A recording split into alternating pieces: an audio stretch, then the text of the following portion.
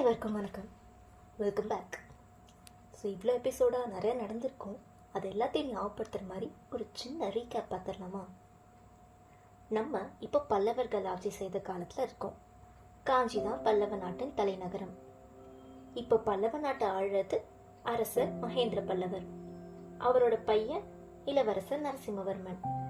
ரெண்டு பேருக்குமே நாட்டு மேலேயும் நாட்டு மக்கள் மேலேயும் அதே சமயம் கலை மேலேயும் ரொம்ப பற்றும் மரியாதையும் அதிகமா இருக்கு. ரெண்டு பேருமே மாவீரர்கள். இந்த பல்லவ ராஜ்யத்துக்கு போர் வரப்போகுதுன்னு தகவல் வருது. போர் தொடுக்க போறவரு வாதாபி நாட்டு மன்னன் புலிகேசி.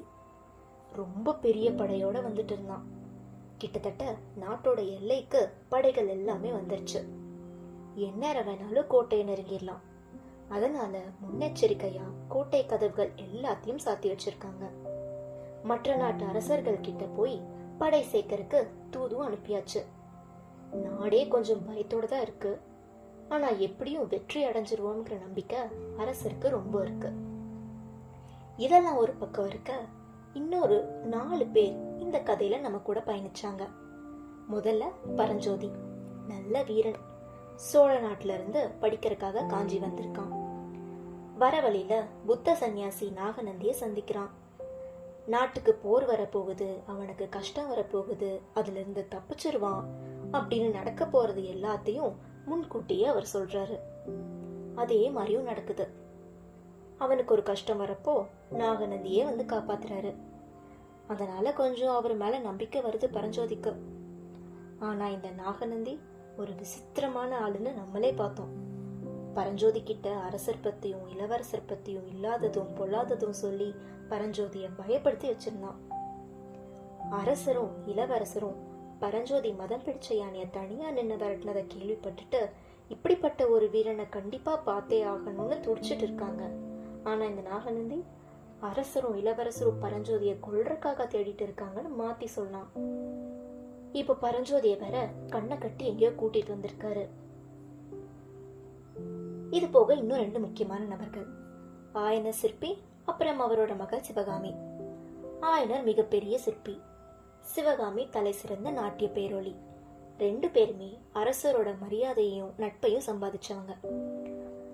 அரசரே சிவகாமியோட அரங்கேற்றத்தை அரண்மனையில நடத்தணும்னு ஆசைப்பட்டு கரெக்டா அரங்கேற்றம் நடந்துட்டு இருக்கிறப்போ பாதிலேயே போற எச்சரிக்கை வர அரங்கேற்றம் பாதிலேயே நின்று போகுது. ஆயனரும் சிவகாமியும் ரிட்டர்ன் வீட்டுக்கு போறப்போ மதம் பிடிச்ச யானை அவங்கள தாக்க வர பரஞ்சோதியால அவங்க தப்பிச்சாங்க. இப்போ இந்த எபிசோட்ல இந்த கதையோட இன்னும் முக்கியமான கதாபாத்திரங்களான ஆயனர் பத்தியும் சிவகாமி பத்தியும் பார்க்க போறோம். யானை கிட்ட இருந்து தப்பிச்சதுக்கு அப்புறம் என்ன பண்ணிட்டு இருக்காங்க அப்படிங்கறத பார்க்கலாமா? காஞ்சி நகருக்கு வெளியில ஒரு அடர்ந்த காடு. அந்த காட்டுக்கு நடுவுல ஒரு அழகான வீடு. அந்த வீட்டை சுத்தி ஒவ்வொரு மரத்துக்கடையிலயும் சிற்பிகள் வேலை பார்த்துட்டு இருந்தாங்க. கற்களை செதுக்குற அந்த டக் டக் ஓசைக்கு நடுவுல வீட்டுக்குள்ள இருந்து ஜல் ஜல்னு சலங்க சத்தம் கேட்டுச்சு. சிற்பிகள் எல்லாரும் உடனே வேலையெல்லாம் நிப்பாட்டிட்டு ஜல் ஜல் ஓசைய மெய்மறந்து கேட்டாங்க.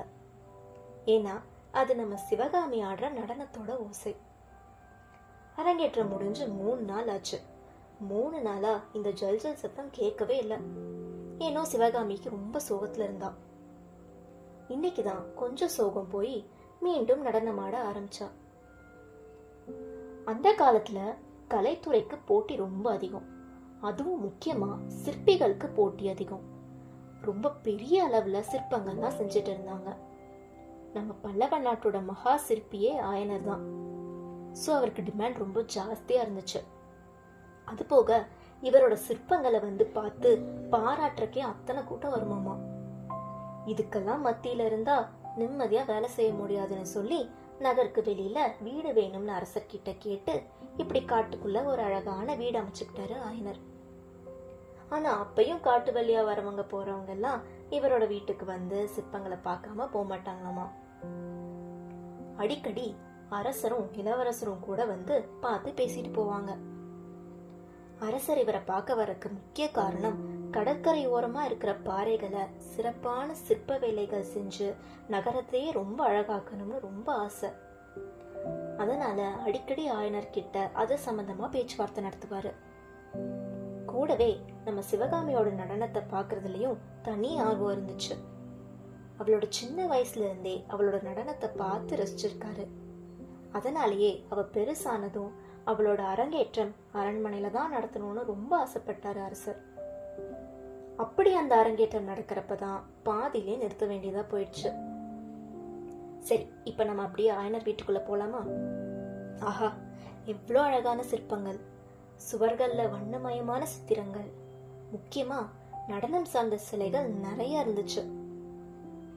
ஆயனரோட பெரிய கனவே சிவகாமிய ஆட சொல்லி அவ பிடிக்கிற அபிநயங்களை அப்படியே சிலையா மாத்தணுங்கிறது தான்.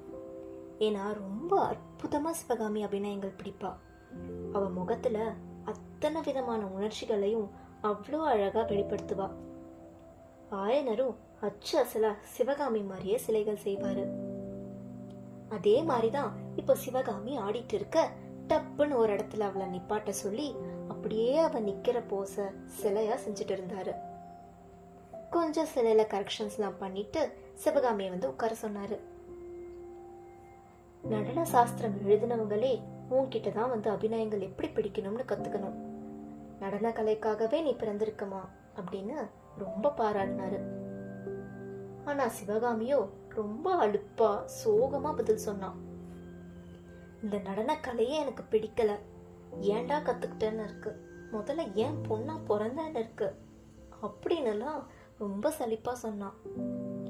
ஆயனருக்கு இதெல்லாம் கேட்டு ரொம்ப ஷாக் ஆயிடுச்சு. அவ்வளோ விருப்பத்தோட ஆசையோட நடன கலைய கத்துக்கிட்ட இவளா இப்ப இப்படி பேசுறா அப்படின்னு செம ஷாக்கு. அப்புறம் சிவகாமிய பார்த்து, கண்ணே, உன் நிலைமை எனக்கு புரியுது. உன்னை நான் இன்னும் சின்ன குழந்தையாவே நினைச்சிட்டு இருக்கேன். உன் வயசு பெண்கள்லாம் கல்யாணம் குழந்தைன்னு சந்தோஷமா இருக்காங்க. உனக்கு நான் ஏன் இன்னும் கல்யாணம் பண்ணி வைக்கலன்னு தானே இவ்வளோ வருத்தப்படுற. கொஞ்சம் பொறு, 108 அபிநயங்கள்ல 48 தோற்றங்களை சிலையா செஞ்சுட்டேன். இன்னும் 60 சிலைகள் செஞ்ச உடனே உனக்கு திருமணம் தான் அப்படின்னு சொல்றாரு. இப்படி சொல்லிட்டு இருக்கிறப்ப சிவகாமி அழுதுட்டே அவங்க அப்பாவை பார்த்து, தயவு செஞ்சு கல்யாண விஷயத்த பேசாதீங்க. உங்களை விட்டுலாம் நான் எங்கேயுமே போக மாட்டேன். எவ்வளோ வாட்டி உங்ககிட்ட சொல்றது எனக்கு கல்யாணம் வேண்டான்னு அப்படின்னு சொல்றா. ஆனா உண்மை என்னன்னா, ஆயனருக்கும் சிவகாமிய கல்யாணம் பண்ணி கொடுக்கறதுல விருப்பமே இல்லை. கண்ணுக்கு கண்ணா வளர்த்த பிள்ளைய பிரியருக்கு மனசே இல்லை. இருந்தாலும் ஒரு கட்டத்துல கல்யாணம் பண்ணி தானே கொடுத்தாகணும். ஸோ இவர் அடிக்கடி இப்படி கல்யாண பேச்சு எடுக்கிறதும் சிவகாமி இதே மாதிரி கல்யாணம் வேண்டான்னு சொல்றதும் வழக்கமா இருந்துச்சு. இருந்தாலும் உன்னை எவ்வளோ நாள் இப்படியே வச்சுக்க முடியும்? தகுதியான ஒரு பையனா பார்த்து கல்யாணம் பண்ணி கொடுத்துதானே ஆகணும். இப்ப நடுவுல இந்த யுத்தம் வேற வருது. பாவம், இதனால நம்ம இளவரசரோட திருமணம் கூட தடைப்பட்டு போயிடுச்சு அப்படின்னு சொன்னாரு. இதை கேட்டதும் சிவகாமியோட முகத்துல அதிசயமான ஒரு மாற்றம், பயங்கரமான கோபம். ஆனா அந்த கோபம் கூட அழகான அவ முகத்துக்கு இன்னும் அழகு சேர்த்துச்சு. என்ன, இளவரசருக்கா, நம்ம மாமல்லருக்கா திருமணம் அப்படின்னு ஷாக்கிங்கா கேக்குறா. ஆமா, மாமல்லருக்கு இந்த வருஷம் திருமணம் செஞ்சு வைக்கணும்னு மகாராணிக்கு ரொம்ப ஆசையாமா. அதற்கான ஏற்பாடுல பண்றப்ப யுத்தம் முடிஞ்சுதான் கல்யாணம்னு அரசர் சொல்லிட்டாராமா அப்படின்னு ஆயனர் சொன்னாரு.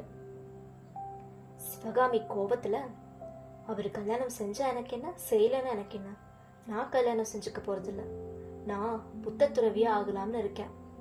உங்களையும் யாரும் கேள்வி கேட்க மாட்டாங்க அப்படின்னு சிவகாமி சொல்லிட்டு இருந்தா. அந்த சமயத்துல கரெக்டா வாசல்ல யாரோ புத்தன் சரணம் கச்சாமி அப்படின்னு சொன்னாங்க. பார்த்தா நாகநந்தியும் பரஞ்சோதியும் நின்றுட்டு இருந்தாங்க. இவங்க எப்படிடா இங்க வந்து சேர்ந்தாங்க? எதுக்கு வந்திருக்காங்க? இதெல்லாம் தெரிஞ்சுக்க தொடர்ந்து கேளுங்க. அடுத்த எபிசோட்ல சந்திக்கலாம்.